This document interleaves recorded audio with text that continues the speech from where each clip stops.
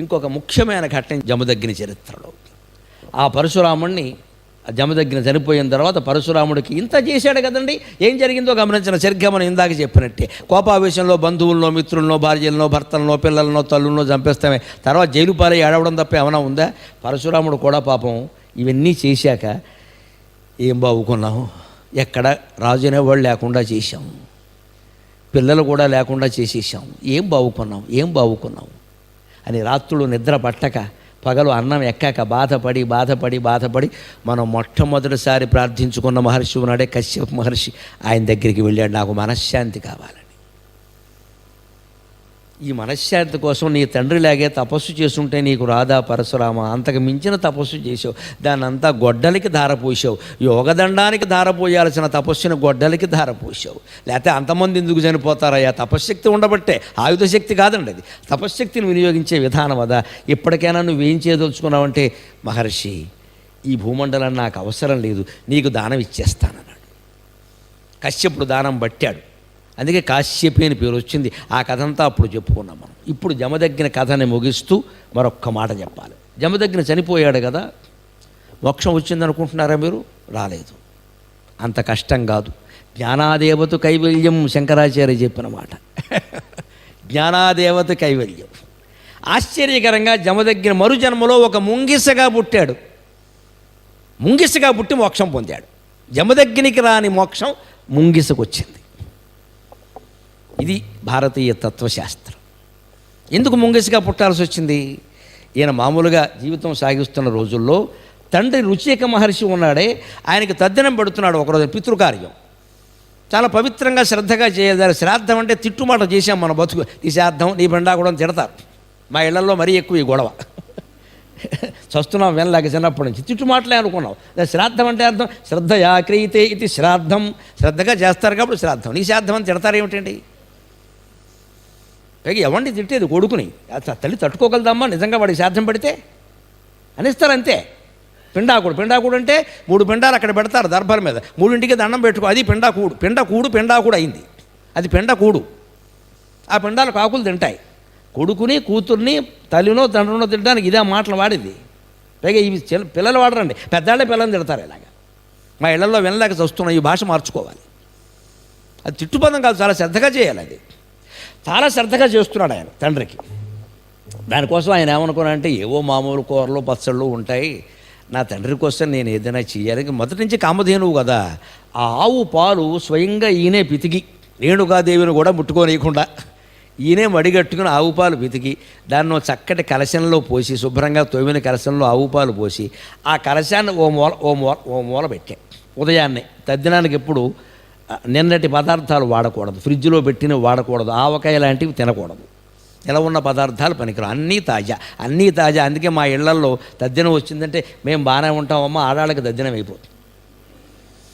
వీళ్ళు 3ంటికి లేవాలి, తెల్లారకట్ట 3ంటికి. మా అమ్మ, మా అత్తగారు అందరినీ చూశాను, 3ంటికి లేవాలి. ఎందుకంటే కూరలు అప్పుడు తరగాలి, అప్పుడు స్నానం చేయాలి, చచ్చినట్టు కింద కూర్చోవాలి, కత్తిపూట వేసుకోవాలి. పైగా కూరలు ఎంతమందికి తరగాలి? భోజనం చేసేటువంటి బ్రాహ్మలు, బంధువులు, మిత్రులు గారు 20 మందికి ఉంటారు. 20 మందికి కూరలు తరగాలి, 20 మందికి గారెలు వేయాలి, అప్పాలు వేయాలి, అవి మెత్తగా ఉండాలి. దానికి పెద్ద లెక్క ఉంది. అది మళ్ళీ ఆవళ్ళు వేయాలి. వీలైతే అరిసెలు కూడా చేయొచ్చు. కొన్ని కూరలు వండొచ్చు, కొన్ని కూరలు వండకూడదు. 4 కూరలు ఉండాలి, 4 పచ్చళ్ళు ఉండాలి, పెసరపప్పు వేయాలి, మరి పులుసు కానీ చారు పెట్టి తీరాలి. అందులో పోపు తప్పితే ఏం వేయకూడదు, బోడిచారు అంటారు, అది వేయాలి. కరివేపాకు వేయకూడదు, కరివేపాకు ఎప్పడదో దాని మీద అట్టేసిందేమో కాకి ఎవడో తెలుసు, అందుకే కరివేపాకు వేయకూడదు. కరివేపాకు లేకుండా ఏమీ లేకుండా బోడిచారు అంటారు, అది వేడిగా ఉండాలి, చేతి మీద పడితే చెయ్యి మండిపోవాలి. అలాంటి చారు పెట్టాలి. ఉంటే గడ్డ పెరుగు వేయచ్చు, లేకపోతే మజ్జిగ పోయచ్చు. పనసపొట్టు కూర చేస్తే శ్రేష్టం. ఇంకా అందుకే కొంతమంది బ్రాహ్మణులు పాపం సరదాగా పనసకాయ దొరికిందని తద్దినం పెట్టేస్తారు, తిది రాకపోయినా సరే. అదో చలోక్తి ఉంది మా ఇళ్లలో. ఈ వచ్చినప్పుడు ఆడాళ్ళకి ఇక పెద్ద చావండి ఇది. ఈ 3ంటికి లేచి వీళ్ళు పైగా కాఫీ తాగకూడదు, టిఫిన్ చేయకూడదని చెప్పక్కర్లేదు, ఇంకా ఏం తినకూడదు, ఏం తాగకూడదు, స్నానం చేసి చేయడమే అంతే. ఇలా ఎంతవరకు చేయాలి? 1 గంటకు భోజనం చేస్తారు, 1 గంటకు వచ్చే కానీ భోజనం చేయకూడదు, అప్పుడు బ్రాహ్మణులకు పెడతారు, తర్వాత మిగిలిన వాళ్ళు తింటారు. ఈ ఆడాళ్ళు తినే సమయం వచ్చేసరికి 3:30 అవుతుంది. అప్పుడు గారెలు అయిపోయాయి, ఆవళ్ళు అయిపోయాయి, ఆయాసాలు మిగిలాయి. ఇక్కడ అన్నీ లాగించేసారు ఉన్నవాళ్ళు. ఈ యాతన మా అమ్మ పడ్డం, మా అత్తగారు పడ్డం నేను చూసా. కానీ మా ఆవిడ చాలా అదృష్టవంతురా. ఎందుకంటే మేము మా నాన్నగారికి ఆబ్జికాలు పెట్టే సమయం వచ్చేసరికి ఇంచుమించు మా అమ్మగారు పోయింది 10 ఏళ్ల క్రితంగా హైదరాబాద్ వెళ్ళాక. హైదరాబాద్ వెళ్ళి ఇప్పుడు బ్రాహ్మణ సేవాశ్రమాలు వచ్చాయి. ఇప్పుడు ఏమైనా కష్టం ఉంటే మొగాళ్ళకే ఉంది, ఆడాళ్ళకి లేదు. కాలం మార్పు అంటే ఇది. మేము 10ంటికి పంచి, మొన్న కూడా మా నాన్నగారు మొన్న 7వ తారీఖున ఆబ్దికం పెట్టాను నేను. 10 గంటలకు పంచి కట్టుకుని అక్కడికి వెళ్ళాలి. అప్పుడు స్నానం చేయాలి, అది ఆరయ్యాలి, ఆ పంచి కట్టుకోవాలి, 2 గంటల క్రితం ఉంటుంది, ఇదంతా చేయాలి. మా ఆవిడ మాత్రం శుభ్రంగా టీవీ చూస్తూ కూర్చుంది అక్కడ ఇంట్లో. ఏ గొడవ లేదు, 12:30కు భోజనం చేయడమే. ఆడాళ్ళకి శ్రమ తగ్గింది, మగాళ్ళకి పెరిగింది, ఇంకా కడుతూ మిగిలింది అక్కడ. తప్పదు, ఇది శ్రద్ధగానే చేయాలి. అందుకని ఆయన ఏం చేశాడు, ఈ కూరలు పచ్చళ్ళు ఉండేవే ఆవు పాలతో చేద్దాం సరదాగానే. ఆవు పాలు పాపం వెతికి పట్టుకొచ్చి ఓ మూల జాగ్రత్తగా పొద్దున తెల్లరకట పెట్టాడు. ఆయన జపంలో ఆయన తద్దినన్నాడండి. ఆ వంట పూర్తయ్యే వరకు ఇతరులు కూడా గమనించండి దయచేసి, నేను బ్రాహ్మణుల గురించి, ఇతర వర్ణాల వారు కూడా మీ నాన్నగారు పోయినటువంటి తిథిని గుర్తుపెట్టుకోండి దయచేసి. వీలు కాకపోతే తేదీ అయినా గుర్తుపెట్టుకోండి, పర్వాలా. వీలైతే తిథే మంచిది. ఆ తిథి నాడు 1 గంట వరకు భోజనం చేయకుండా తండ్రి గురించినటువంటి స్మరణ చేస్తూ, పోనీ ఆయన చేసిన మంచి పనులు ఏం లేవు, పేకాడాడు అనుకుందాం, వదిలేయండి ఆ విషయాన్ని. భగవన్నామస్మరణ చేయండి. మీ నాన్నగారికి శుభం జరిగేలాగా భగవన్నామస్మరణ చేయండి. 1 గంటకి భోజనం చేసే ముందు తండ్రిని తలుచుకుని నమస్కారం చేయండి. కాళ్ళు కడుక్కునేటప్పుడు ముందు వెనక కూడా కుడికాలి బొటనవేలు మీద ధారగా గ్లాసు నీళ్లు పోసుకోండి. తండ్రికి తర్పణం అని చెప్పండి, నమస్కారం చేయండి, వదిలేయండి. మీ తండ్రులకి పుణ్యగతులు కలుగుతాయి. దయచేసి చేయండి, అందరూ చేయండి. అంతకు ముందు రోజు భోజనం చేయకూడదు, ఆ రోజు రాత్రి కూడా భోజనం చేయకూడదు, మధ్యాహ్నమే చేయాలి. ఆ తద్దినాడు ఏ స్థితిలో ఉన్న అన్ని వర్ణాల వారు గుర్తుపెట్టుకోండి, కాఫీ తాక్కండి, టిఫిన్ చేయకండి. ఒక్కరోజు ఉండలేరా అండి? శివరాత్రి నాడు ఉండడం లేదా? 1 గంటకు భోజనం చేస్తామండి, ఏమైంది? ఆ చేసే ముందు తండ్రినో తల్లినో పోయిన వాళ్ళని తలుచుకోవడం ఎంత అదృష్టం అమ్మా అది. వాడు చేసిన మేలు అన్నీ తలుచుకోండి. కీడు ఏదైనా ఉంటే వదిలేయండి ఆ విషయాన్ని. ఆ రోజంతా జపం చేయండి, సెలవు పెట్టేయండి. అధవ ఆఫీస్ ఎప్పుడు ఉండేదే, అధవ తద్దినం ఎప్పుడు ఉండేది, ఇది మళ్ళీ రాదు కదా, వదిలేయండి ఆ విషయం. ఆ రోజు అలా కూర్చోండి శుభ్రంగా. తల్లికి తండ్రి కోసం ఒక్కరోజు కేటాయించలేమమ్మా. ఆగస్టు 15 జనవరి 26 కేటాయించట్లేదు, అలాగే కేటాయిద్దాం. అమ్మా నాన్నండి మనకి ఇంత జీవితం ఇచ్చారు వాళ్ళు. ఒక్కసారి ఆ ముందు రోజు భోజనం మానేసి, ఆ రోజు రాత్రి కూడా భోజనం మానేసి హరినామస్మరణ చేస్తూ నా తండ్రికి సద్గతి కలగాలని ఒకే ఒక్క స్మరణతో గనక ఆ రోజు పురుషుడు, వీలైతే భార్య కూడా ఆయనకి సహకరించి గడపగలిగితే వీరికి ఉత్తమ సంతానం కలుగుతారు ఖచ్చితంగా. వంశాభివృద్ధిరస్తు అంటారు. వంశాలు వృద్ధి చెందుతాయి. అంత గొప్పదనం ఉంది. అందుకని ఆయన చేస్తున్నాడండి. చేస్తుంటే జరగకుండా కొన్ని జరుగుతాయి కదా. ఆ పాలు అలా పెట్టాడు, ఆయన జపం చేస్తున్నాడు. ఒక ముంగిసి ఎక్కడి నుంచి వచ్చిందో లోపలికి వచ్చింది. అది తిన్నగా వెళ్ళి ఆ పాలగీని పారబోసింది. నిజానికి అది ఎందుకు వచ్చిందంటే, జమదగ్నికి ఇంకా క్రోధం ఉందా లేదా, చెరువులు మారాయి కదా, ఇంకా ఉందా లేదా చూద్దామని పరిశీలించడానికి క్రోధదేవత ముంగిస రూపంలో వచ్చి ఆ పాలగిని పారబోసింది. ఈయన కోపం రావాలా వద్దా? రావాలి. కానీ పాపం అనుభవించాడుగా. శివుడితో పడ్డాడు, కొడుకుతో పడ్డాడు, కార్తవీర్యార్జునుడితో పడ్డాడు. ఎందుకు వచ్చింది ఇది? మన కర్మ ఎలా ఉంది, ఇలా జరిగింది, ఏం చేస్తాం, తండ్రికి పాలు కూడా ఇవ్వలేకపోతున్నాం అని ఆ ముంగిసి ఎవరో దివ్య దృష్టితో గమనిస్తే తెలిసిపోయేది. కానీ కోపాన్ని బలవంతంగా నిగ్రహించుకుని అలాగే ఉండి అలాగే జపం చేసుకుంటూ ఆ చోద్యం చూస్తూ ఉండిపోయాడు. ఏమండి పాలు బారబోసేసి పోన్లే నా కర్మ అని వదిలేశాడు. విచిత్రంగానండి, జమదగ్ని యొక్క తపశ్శక్తి. మధ్యాహ్నం 2 అయింది, భోజనం పెట్టేవాళ్ళు లేరు, ఈయన చింతతో ఉన్నాడు. వేరే ఏవో తయారవుతున్నాయి. కానీ పితృదేవతలకి బాధ కలిగింది. ఆ తండ్రి, ఆ తాత, పితృదేవతల ముగ్గురు ప్రత్యక్షమయ్యారు అక్కడ. సరిగ్గా పితృదేవతల పిండాల ముగ్గురికి పెడతారు. పోయిన తండ్రికి, ఆయన తండ్రికి. అదే తల్లి పోయిందనుకోండి, తల్లికి పెట్టేయకూడదు. తల్లికి, ఆవిడ అత్తగారికి, మళ్ళీ ఆవిడ అత్తగారికి. అందుకే అక్కడ పేరు అడుగుతారు ఖచ్చితంగానే. బాబు మీ అమ్మగారి పేరు ఏమిటి చెప్పండి, వారి అత్తగారి పేరు, మళ్ళీ పుట్టింటి వాళ్ళ పేర్లు చెప్పకూడదు, ఆ గోత్రం మారింది అక్కడ. అందుకని తండ్రి పేరు చెప్పాలి. సూర్యనారాయణ శర్మణ, సుబ్బావుధాను శర్మణ, బాపన్నావుధాను శర్మణ, వసురుద్రాదిత్య రూపాణం అని చెప్పాల్సిందే ఖచ్చితంగా. తల్లి పేరంటే వెంకటరమణమ్మ దాయిని, వెంకటరామలక్ష్మమ్మ దాయిని. మూడోవిడ పేరు నాకు తెలియదు. మా మామగారు అత్తగారు ఎవరో నాకు తెలియకపోతే చెప్పకపోతే యజ్ఞమ్మప్పదాయిని అంటారు. యజ్ఞమ్మ అని పేరు పెడతారు. మగవాడైతే యజ్ఞన్న అని చెబుతారు. పేరు చెప్పాలి అక్కడ. ఈ ప్రక్రియ ఉంది కదా, ఇది చెయ్యాలి. చెయ్యకపోయేసరికి ఈయన చింతతో ఉన్నాడు. ఏం చర్య తీసుకోవాలో చింతిస్తున్నాడు. వాళ్ళు ప్రత్యక్షమయ్యారు. అడ్డమైన దానికి కోప్పడ్డావు కదా, మీ ఆవిడకి కాళ్ళు మండితే సూర్యుడిని శపిస్తావా, మాకు పితృకార్యానికి పాలు బారబోస్తే ముంగిసలు వదిలిపెడతావా, ఇదేనా నీ భక్తి, ముంగిసవై పుట్టు అని పితృదేవతలు శపించారు జమదగ్ని. ఇది కథ, ఇది జీవితం. అంటే చివరికి ఈ మహర్షి శాంతం కూడా ఈయనకి అపకారమైంది. క్రోధం అపకారం అయితే వేరే విషయం, శాంతం కూడా అపకారమైంది. అంటే మనం గ్రహించవలసింది, కోప్పడవలసిన చోట కోప్పడాలి, మందలించవలసిన చోట మందలించాలి, శాంతంగా ఉండే చోట ఉండాలి, విచక్షణతో ఆలోచించాలి. ఒక్కసారి ఎప్పుడో కోప్పడితే ఏదో జరిగింది కదా, ఇక జీవితంలో నేను కోప్పడదలుచుకోలేదని ప్లాస్టర్ ఆఫ్ ప్యారిస్తో అంటించుకోకూడదు మూతిని.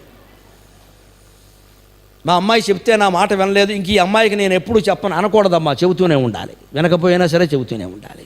ఒకనాటికి గ్రహిస్తారు. కనీసం పిల్లల మనస్తత్వాలు మీరు తెలుసుకోండి దయచేసి.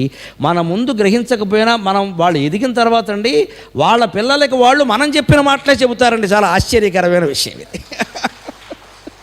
మనం చెప్పిన మాటలే వాళ్ళు చెబుతారు. అప్పుడు మనం ఆనందించేదా తెలిసిందిరా అనుకుంటాం మనం.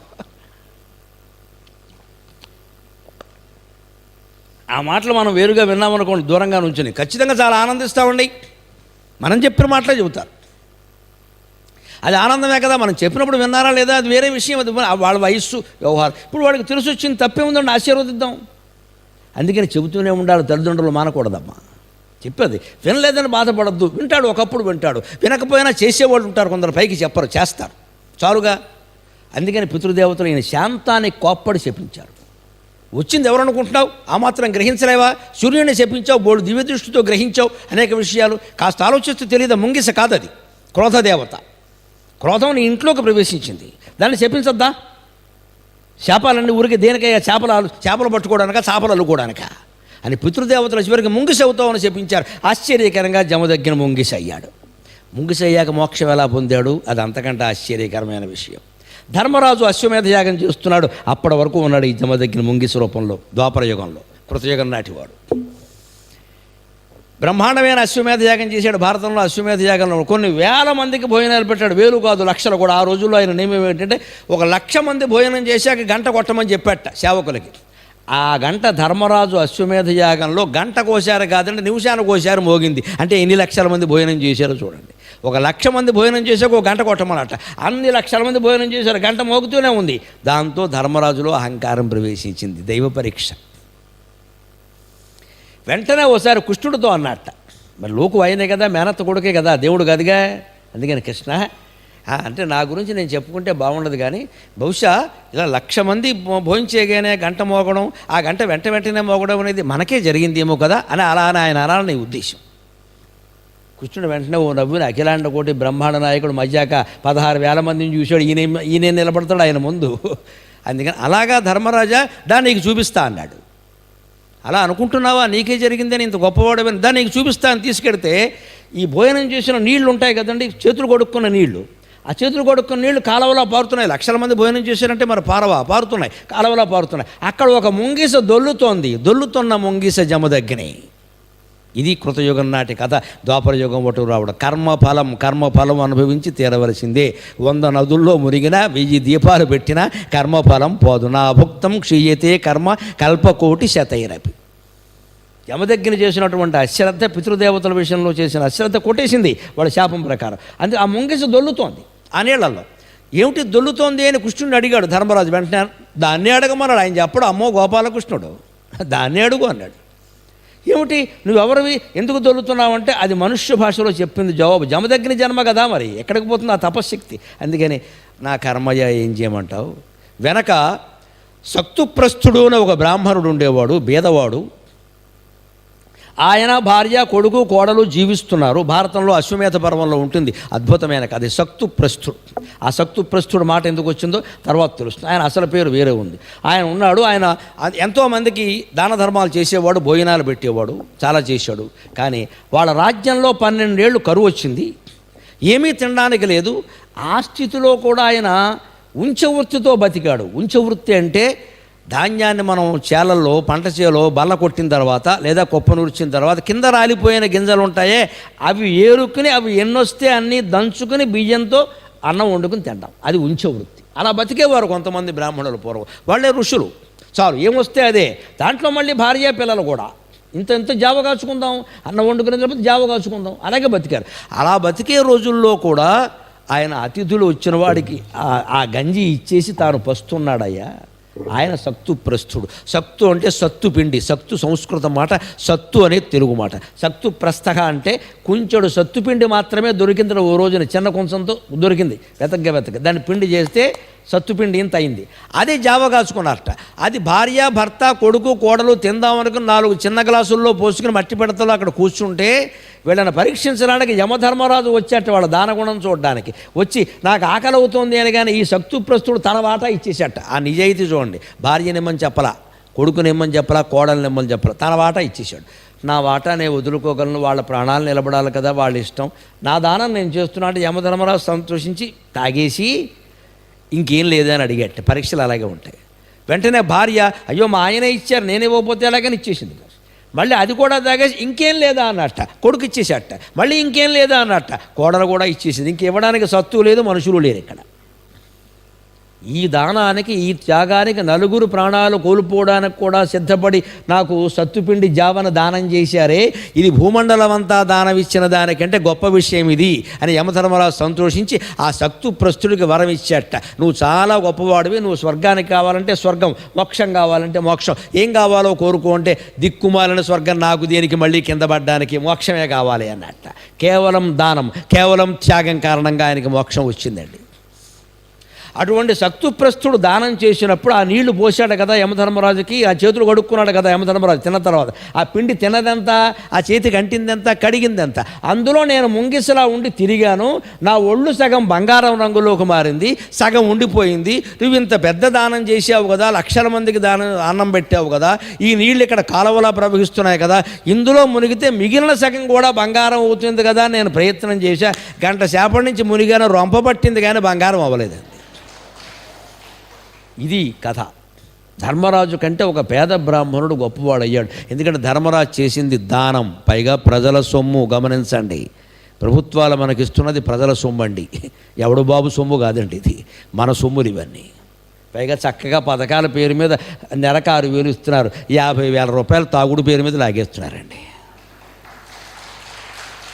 మనం ఎంత మోసపోతున్నామో గమనించండి. నాకు నిజాయితీగా మాట్లాడడం అలవాటు, పేక తెగిపోయినా సరే. పథకాల పేరు మీద మనకిస్తున్నది 10,000 అండి, నెలకి లాగేస్తున్నది 50,000 పైనండి తాగుడు పేరు మీద. ఎవడు బాబు సొమ్ము తీసుకొచ్చి మనకిస్తున్నారండి ఇక్కడ. వీటిని మహా అంటే దయా దానం అంటారేమో కానీ త్యాగం అనరండి. సక్తుప్రస్థుడు చేసింది త్యాగం, ధర్మరాజు చేసిన దానం. దాని కూలి పని చేసి సంపాదించలేదు, ప్రజల దగ్గర పన్నుల రూపంలో వసూలు చేసిన సొమ్ముతో అశ్వమేధ యాగం చేశాడు. ఎంతమందికి భోజనాలు పెట్టినా అది ప్రజల సొమ్ము, అది పేరు ధర్మరాజుకు వచ్చింది కానీ, అంతే కదా. మరి సక్తుప్రస్థుడు సొమ్ము ఉంచవృత్తితో చేలోకి వెళ్ళి తను కోడలు భార్య కష్టపడి ఆ గింజలు ఏరుకుని తెచ్చుకుంటే, ఆ పిండిని జావగాచుకుంటే, అదెవరో అతిథి వస్తే ప్రాణత్యాగానికి సిద్ధపడి ఆ జావ ఆయనకి ఇచ్చేసాడే. మహాత్యాగి అంటే ఇంకెవరైనా ఉంటారా? ఇంకెవరైనా ఉంటారా? ధర్మరాజు చేసింది దానం, సక్తుప్రస్థుడు చేసింది త్యాగం. త్యాగేనైకే అమృతత్వమానసు, వేదం చెబుతున్నమాట. త్యాగం వల్లనే అమరత్వాన్ని పొందుతారు మనుషులు. త్యాగం వల్ల ఉన్నది కూడా వదిలేయాలి. ఏదో ఉన్నదాంట్లో 10వ వంతు త్యాగం చేయడం కాదు. ఇక్కడ ఏం అక్కర్లేదు, నాకు నువ్వు బతకడమే నాకు కావాలి, నా ప్రాణం పోయినా సరే అని ఆ సక్తుప్రస్థుడు చేశాడయ్యా. ఆయన ఆ యమధర్మరాజు మారువేషంలో వచ్చిన వాడు చేతులు కొడుకున్న నెలలో నేను దొల్లాను, సగం దేహం బంగారం అయింది, సగం కాలేదు, మిగిలిన సగం అవుతుందేమో అని చాలా చోట్ల తిరిగాను, నీ గురించి విని ఇక్కడ తిరుగుతున్నాను, కాలేదయ్యా అంటే ధర్మరాజు సిగ్గుపడిపోయాట.